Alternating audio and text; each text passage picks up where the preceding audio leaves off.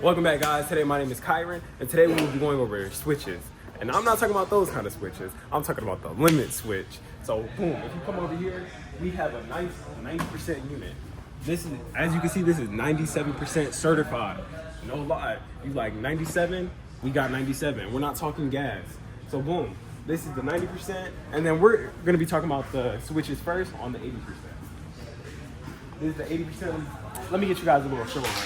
You know, you have the thermostat. The thermostat controls all the operations of a furnace. Basically, it makes the furnace tell you when it's, well, it tells the furnace what to do. Like, you want to be warm in the winter? Your car don't got AC, it ain't got heat. We got this nice furnace for you, just for times like this. So what I'm about to do is, I'm about to go ahead and start taking the panels off of this unit, and we're gonna start to get shaken. So boom, you know, sometimes it's a little a little troublesome to, take this off. Man, hey, where's your PPE at? Bro, what you mean PPE? Give me a minute. Who you calling? Why are you taking a picture? Bro, who you calling? Hey, yeah, this is Pedro from I'm here located at Herndon Below Career Academy. I want to report something really bad. There's a student here. Supposedly he's an HVAC technician. He's without PPE. You have soft hands for reporting that. You not heard that? Yeah. Oh wait, I'm gonna get $5,000. All right. Let me talk to the instructor right now. What? Bruh, then what is proper PPE supposed to be? Like what am I supposed to be wearing? Cause I thought the jeans was tough. What am I supposed to be wearing? This is proper PPE. Give me a minute. Glasses? Where the boots at? I need boots? we want to get some boots? Well, guys, the PPE didn't go as planned. But we have a perfect example of what PPE should look like on someone. Look at my personnel, Kevin, here. Kevin has on the steel-toe boots, meaning we can sit there, Did you feel that? No, bro, I didn't feel anything. You didn't feel any of that? Did you feel that? I didn't feel anything, man. Man, so you have to wear steel-toe boots to make sure, let's say a tool or something falls. Like, you see these? You didn't even feel I that. didn't feel a thing, man. But You see this? You know what's crazy about this? He's over here talking about PPE, but look at himself. Whose bands are you? So then, Kevin has these nice pants on, so where if we try to set him on fire, he's gonna be good. But you know he's not. What he's not supposed to have is his little chain here. Even if it's fake. Dang, he's not little supposed to have chain. it on. Cause you know what's gonna happen if he gets in touch with some electrical current. Is gonna happen. To me. He's gonna the whole He's gonna time. stay in place. Oh, And nobody wants that. So Kevin here, since I don't have on the proper PPE, and he didn't even feel that. yeah. So Kevin here, Kevin's gonna start talking about the limit switch on the 80% unit. All right, so what do we have here today? We have an 80% unit. What is a high limit? It's not supposed to be like that.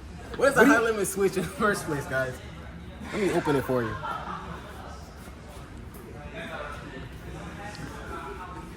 You little OSHA caller. I still can't believe you called OSHA on me. Like, Yeah, money's money at the end of the day.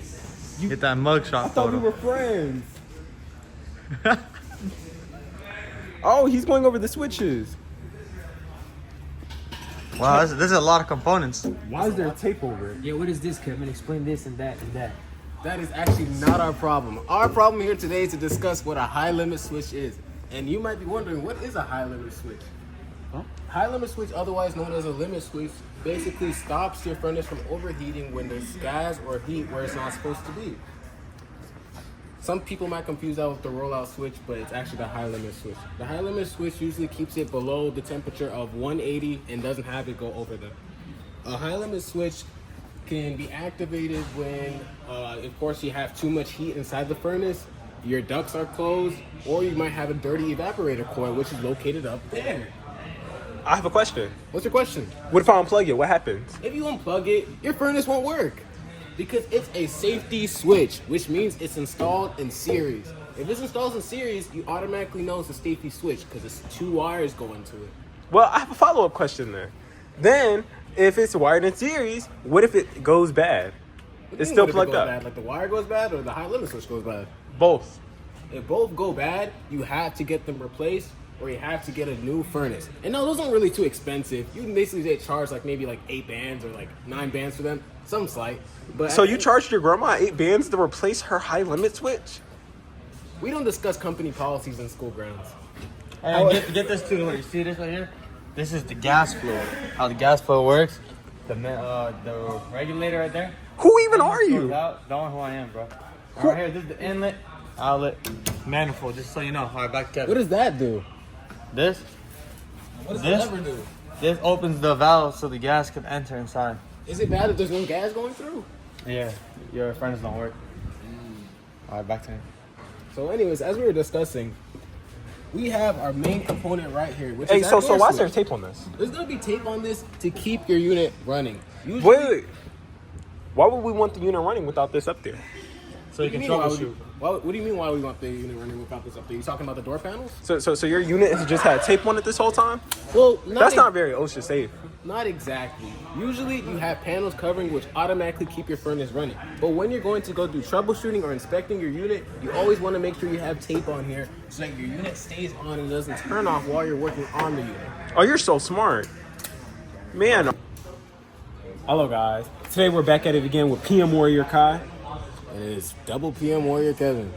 And today we're going to be going over the high limit switch. Well, the limit switch. Okay. So when it comes to the limit switch, I know you guys have a lot of questions. What is the limit switch and what does it do? So the limit switch, it basically is a safety switch on the unit. So the limit switch, it's something that's going to happen like, let's say your car. When you park it, you have handbrake. You put the handbrake in as basically a fail-safe to make sure if your brakes fail, that it works. So, Kevin, can you explain to me the correlation between the limit switch and how it correlates with the motherboard down here? It's a really good question now. A lot of techs don't really know because they're stuck in PM. However, Like you. The limit switch, otherwise known as the high limit switch, correlates back here to our control board because when a tech comes and let's say they have a call of heat not being satisfied in someone's house, they're gonna first look down here and see what type of safety lights are flashing here. And then they can go and look at the manual and see what that flashing light means. And if it comes back to the limit switch here, they know that the customer has a big problem. Okay. So, Kevin, and this is also a little Q&A I want to do with you. Kevin, why did you charge an old lady $4,000 to change out a dirty plug? See, Kevin, we have picture proof that you did this. Why did you do this? due to OSHA regulations and due But to why did you charge an old lady? She was pushing 90. $4,000 to have heat in her home. company All because this policies, was a dirty. company policies forces its employees to make sure they follow the standard procedures when charging customers. You know what I heard, Kevin?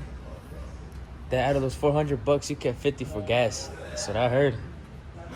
So not only did you do that, you charged her an extra $400 as a tip, Kevin. The business is quite pricey, and if you can't pay it, then don't call. We get that. Well, now that we know that this correlates with this, let's say the system goes into lockout. A lot of techs, they'll just go and reset the unit.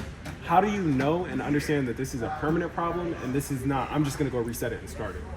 Well, to start off, high limit switch will automatically shut off your unit if it reaches a designated temperature of 180 degrees.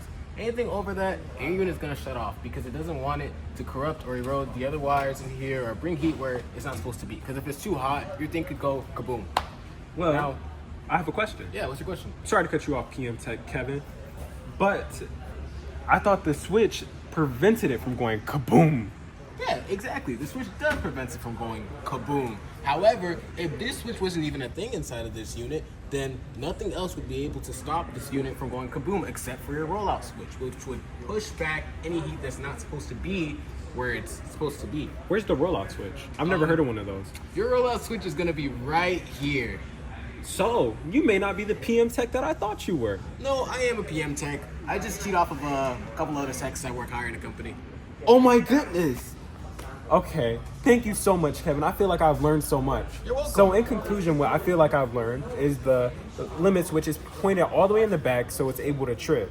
Then we have the wiring diagram to go over. Code flashes right there that correlate with the motherboard. Thank you. And then when they all correlate, we're able to point out what the problem is. Right. Everything is going to be able to plug it into series. If it's not plugged into series, then we're going to have another problem to where if something goes bad and something's wrong with the unit, we won't know. So there will be codes flashing at the motherboard. Kevin, is there anything else that you think the group needs to know? I think that pretty much sums it up. If you need to switch out your high limit switch, get it done immediately. Otherwise, your unit's not going to be able to turn on.